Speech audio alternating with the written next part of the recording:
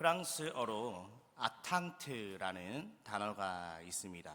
이 단어는 기본적으로 기다림이라는 뜻이 있습니다. 그리고 또 다른 뜻으로 이 단어에는 기대라는 뜻도 담겨 있습니다.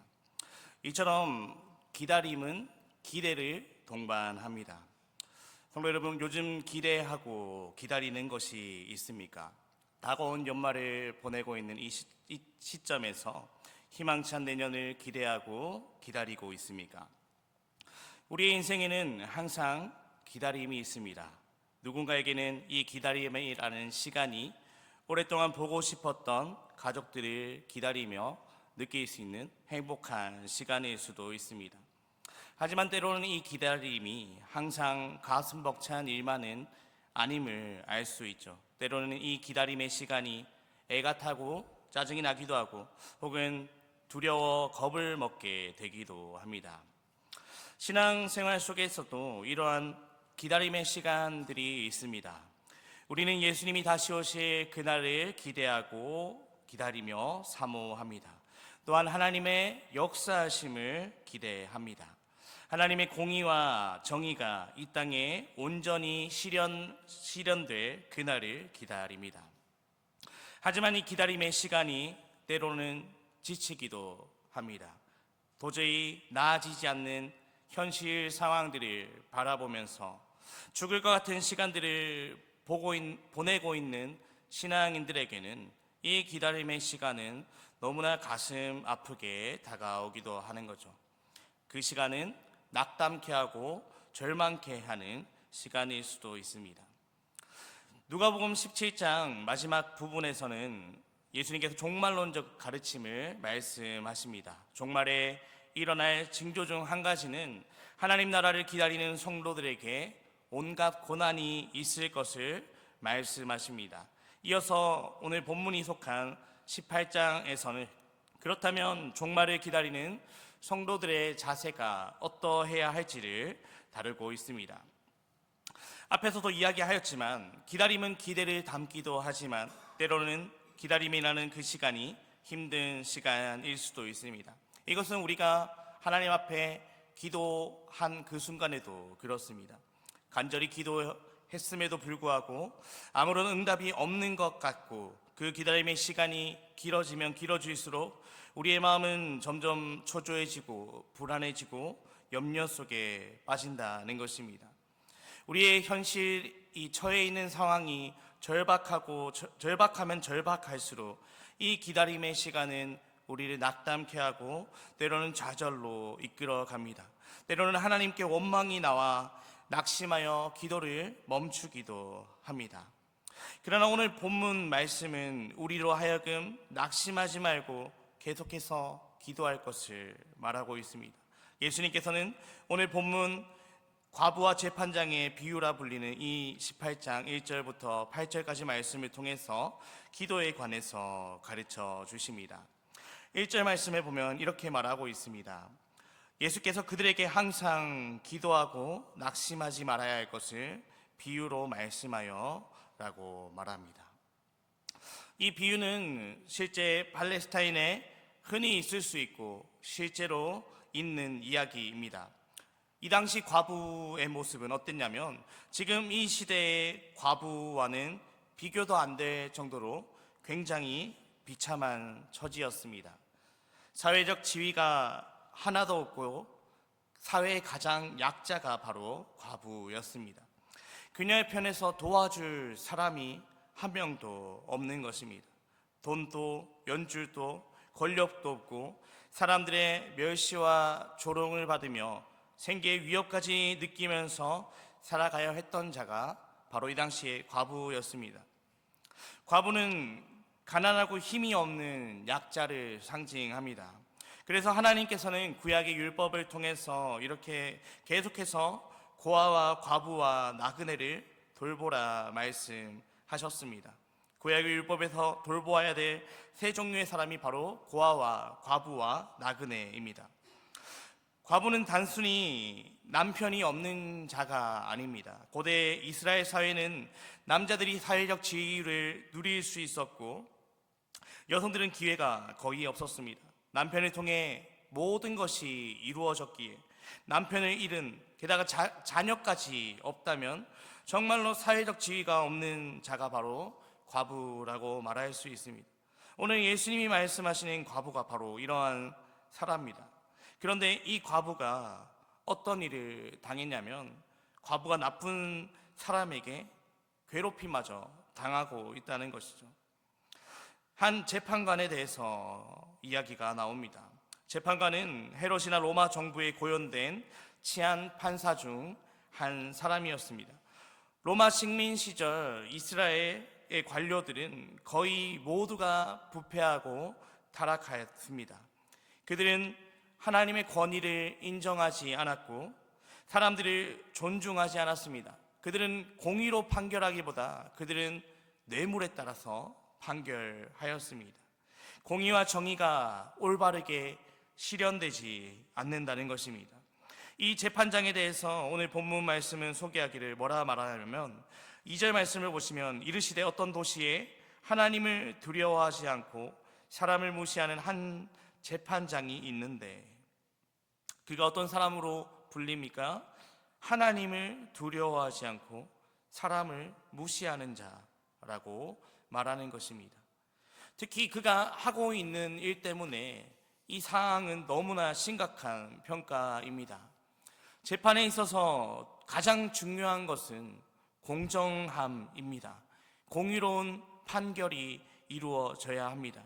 특히 유대인들에게 있어서 재판장은 하나님을 두려워하는 마음으로 공의를 베푸는 자입니다. 그런데 이 재판장은 여호와 하나님을 두려워함이 없다는 것입니다. 그렇기에 그의 판정에서 공의로움이 이루어질 수 없는 것입니다. 그는 불의했고 치우쳤고 뇌물을 받는 것이 일상으로 보이는 것이죠. 게다가 이 재판장은 사람을 무시하는 자였습니다. 사람들이 자기를 어떻게 보는지 신경을 쓰지 않습니다. 판결의 공정성은 물론이요, 자신의 판결로 인해서 그 사람들이 잊게 될 것에 대해서는 관심이 없다는 것입니다. 그래서 이런 재판장을 당시 사람들은 무엇이라 불렀냐면 강도 재판관이라고까지 말을 하였습니다. 재판을 통해서 사람들의 재물을 빼앗는 도둑 같은 자들이었기 때문이죠. 예수님께서는 6절에서 그들을 한마디로 표현하기를 불의한 재판장이라고 부르십니다. 이러한 재판장과 과부에 대해서 예수님께서는 비유로 말씀하십니다. 사회적 약자였고 소외당하던 자였던 과부가 억울한 일을 당한 직후부터 지금까지 계속해서 자신의 억울한 사연을, 원한을 풀어달라고 요청하며 재판장을 찾아갔습니다. 하지만 그는 악한 재판장이었기에 그 요구를 들어줄 리 없었습니다. 하나님께서 성경에서 고아와 나그네와 과부를 보호할 것을 말씀하시지만 그는 하나님을 두려워하지 않는 자였고, 딱한 과부의 사정을 들을 때 불쌍히 여기는 마음이 생겨나야 했지만 그는 사람을 무시하는 자였습니다. 4절에 보면 이렇게 말하고 있습니다. 그가 얼마 동안 듣지 아니하다가 후에 속으로 생각하되 내가 하나님을 두려워하지 않고 사람을 무시하나. 계속해서 과부가 재판장을 찾아갔습니다. 얼마 동안은 계속해서 그 과부의 요청을 재판장은 들어주지 않았습니다. 그런데 재판장이 하루는 속으로 이런 생각을 하는 것이죠. 내가 하나님을 두려워하지 않고 사람을 무시하나. 이 사람은 자기 자신을 잘 알고 있었습니다. 자기는 하나님도 무시하고 사람도 무시하는 악한 사람이라는 것을. 하지만 아무리 자기가 그런 사람이라도 이 과부를 무시할 수 없는 상황이 온 것입니다. 그는 이렇게 말하고 있습니다. 5절 말씀을 보시면 이 과부가 나를 번거롭게 하니 내가 그 원한을 풀어주리라. 그렇지 않으면 늘 와서 나를 괴롭게 하리라. 재판장은 과부 때문에 자기 명성에 금이 갈까봐 걱정하지 않았습니다. 그 원한을 풀어주지 않아서 하나님께 벌을 받을까 두려워하지 않았습니다. 그런데 다만 번거롭고 귀찮았습니다. 자꾸 찾아오는 과부 때문에 골치가 아픈 것입니다. 과부의 원한을 풀어주지 않으면 늘 와서 자기를 괴롭힐 것이 뻔하였습니다. 그래서 나를 괴롭게 하리라 라고 말하는 문자 그대로 번역하면 내 눈밑을 때리리라 라는 말입니다.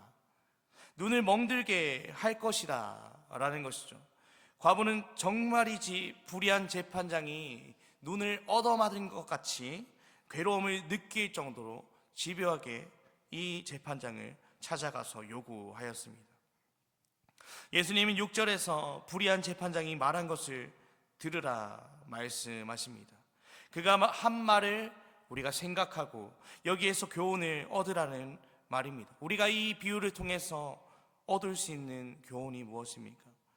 이 비유의 교훈은 7절 말씀을 보시면 이렇게 말하고 있습니다.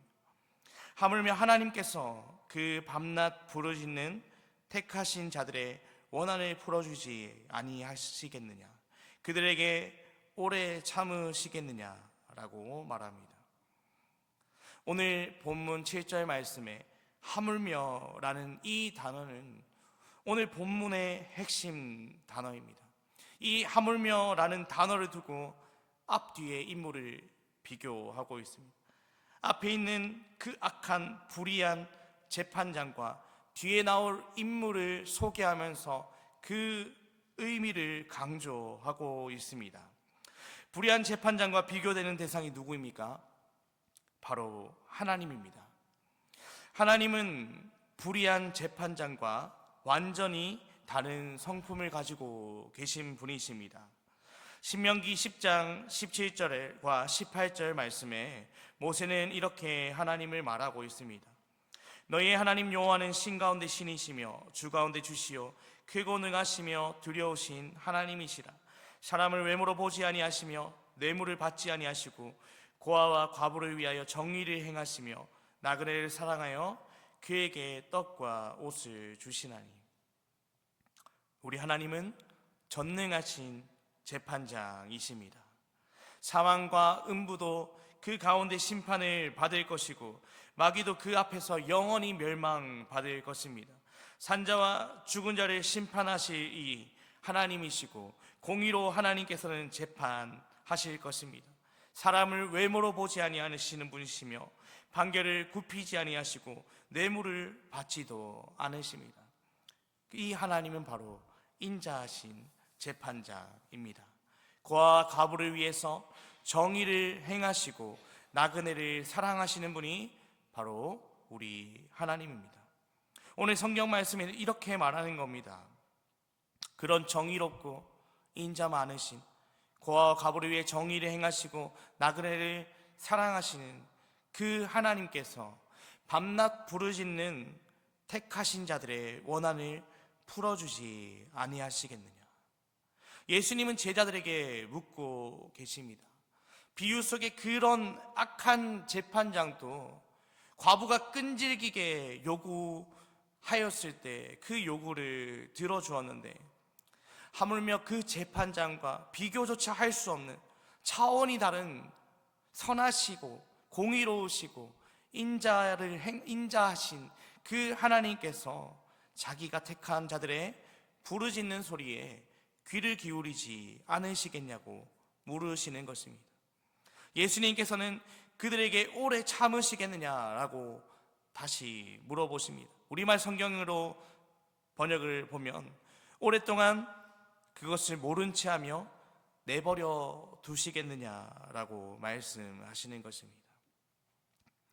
악한 재판장이 과부의 요청을 얼마 동안 듣지 않은 것처럼 너희의 하나님께서 너희의 부르짖음을 듣지 않고 오래 지체하겠느냐라고 물으시는 것입니다.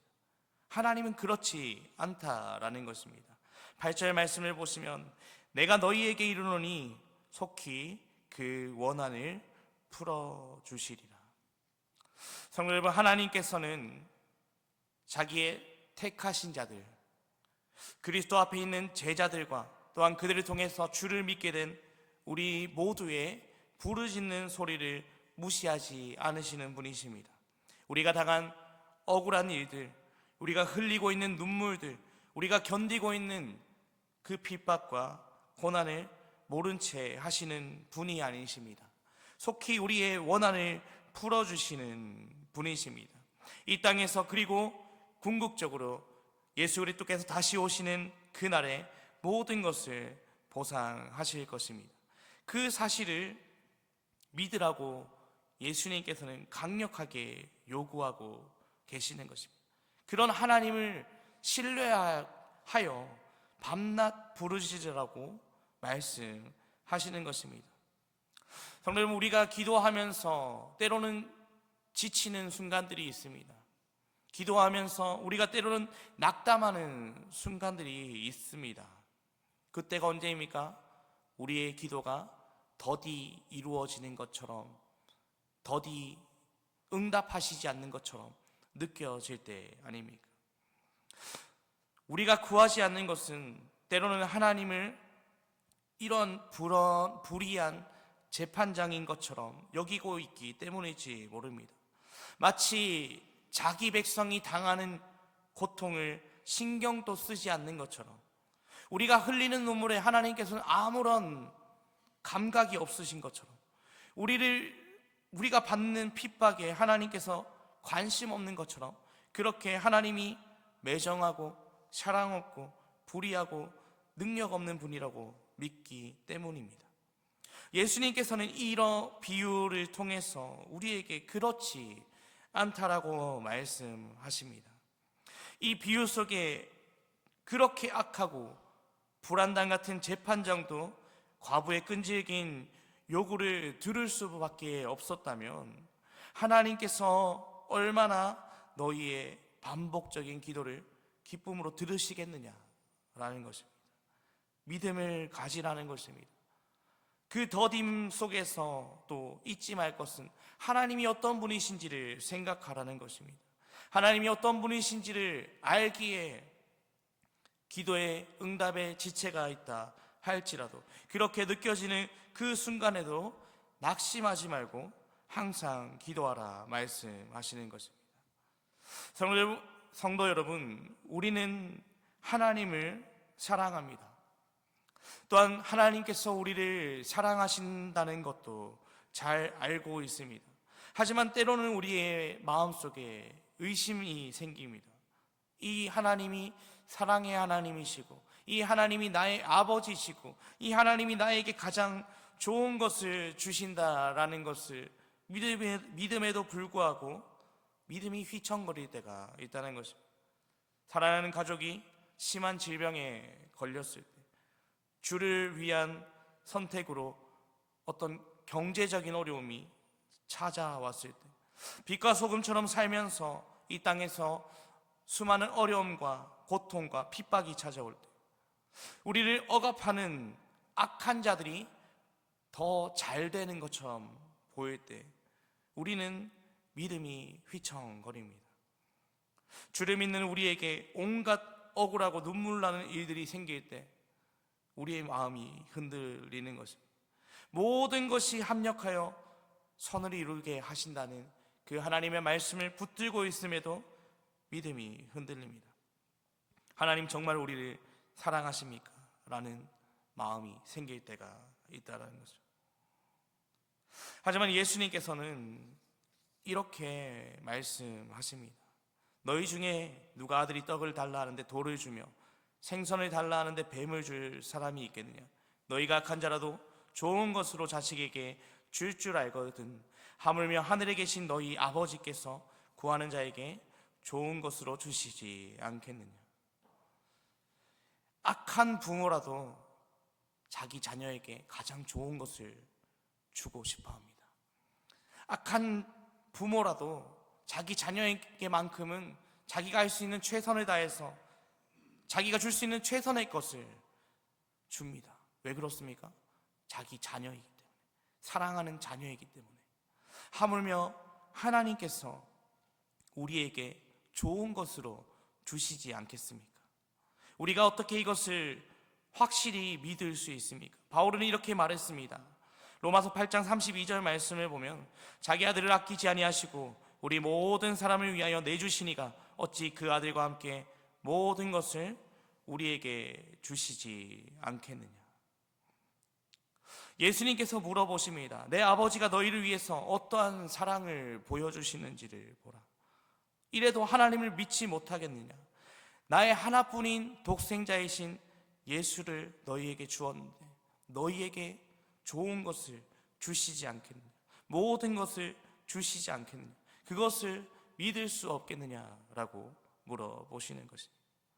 성도 여러분, 우리가 기도 가운데 혹은 우리의 기다림의 시간 속에서 하나님을 잠잠히 바라면서 낙심하지 말아야 될 충분한 이유가 우리에게 주어져 있습니다. 전능하신 그 하나님이 우리의 아버지이시기 때문입니다. 슬프고 고통스러운 일 가운데 낙심하지 말아야 될 분명한 이유가 있습니다. 우리 하나님이 공의와 사랑의 하나님이시기 때문입니다. 방황하고 맴도는 삶을 살지 말아야 될 분명한 이유가 있습니다. 하나님께서 끝날에 모든 것을 보상할 것이기 때문입니다. 그런 하나님 아버지를 우리가 더욱더 신뢰할 수 있는 마음을 가지기 원합니다. 하나님이 얼마나 우리의 마음을 아시고 하나님이 얼마나 우리의 모든 것들 이해하시고 공감하시고 우리를 사랑하시고 우리에게 가장 좋은 것을 주시는 분이신지를 더욱더 깊이 깨달아 알기 원합니다. 그렇기에 우리는 그 하나님 앞에 날마다 낙심치 않고 기도해야 하는 것입니다. 기도에 더딤이 있습니까? 지치고 기다리는 시간이 너무 괴롭게 느껴집니까? 그러한 시간을 보내면 보낼수록 더욱더 하나님을 붙잡으시기 원합니다. 그 하나님이 어떤 분이신지, 하나님이 나를 위해서 어떤 것까지 주셨는지, 나를 위해서 자신의 독생자이신 예수님의 생명까지 바치신, 나를 자녀 삼으신 그 하나님께서 우리의 기도를 들어주시지 않으시겠습니까? 우리에게 가장 좋은 것을 주시지 않으시겠습니까? 말씀을 맺겠습니다. 사랑하는 성도 여러분, 기다림의 시간이 우리의 마음을 기대케 하기도 하지만 기다림의 시간이 때로는 우리의 마음을 초조하고 불안하고 낙담케 하는 순간들이 있습니다. 하지만 우리에게 기다림의 시간, 기대에 가득한 시간 되기 원합니다. 우리에게 이 기다림의 시간은 하나님의 역사하심을 바라볼 수 있는 시간 되기 원합니다. 하나님이 어떻게 역사하시려고 이렇게까지 오래 참게 하시냐. 하나님께서 우리에게 가장 놀라운 방법으로, 우리가 생각지도 못한 방법으로 우리에게 역사하시고 우리에게 갚아주실 것입니다. 그러므로 우리는 각자의 자리에서 그 하나님의 역사하심을 바라보고 그 하나님의 선하심을 신뢰함으로 더욱더 간구하며 나아가기 원합니다. 우리 모든 성도님들이 그런 하나님을 더욱더 신뢰할 수 있는 믿음과 또한 그 하나님을 신뢰하기에 기다릴 수 있고 그 하나님을 신뢰하기에 그 하나님 앞에 더욱더 기도로 무릎으로 나아갈 수 있는 복된 성도의 자리가 복된 성도님들 되시기를 주님의 이름으로 축복합니다. 시간 기도하겠습니다. 참 좋으신 아버지 하나님, 하나님께서 불의하실 수 없는 분이십니다. 불의한 재판장과 과부의 비유를 통해서 우리 하나님이 얼마나 선하시고 우리 하나님이 얼마나 우리의 기도를 들어주시는 분이신지를 깨닫게 하심을 감사합니다. 때로는 신앙생활하며 이 기다림의 시간들, 때로는 지치고 낙담케 하는 순간들이 있지만 그 하나님의 성품들을 묵상하면서 그 하나님이 우리에게 어떠한 사랑을 베푸셨는지를, 그 하나님이 우리를 얼마나 사랑하시는지를 더욱더 깊게 묵상하게 하셔서 하나님에 대한 믿음이 흔들리지 않게 하시고 하나님에 대한 그 믿음으로 말미암아 우리가 더욱더 하나님 앞에 기도하며 나아갈 수 있는 복된 자들이 될 수 있도록 하나님 축복하여 주시옵소서. 이 모든 말씀 살아계신 예수님 이름으로 기도합니다. 아멘.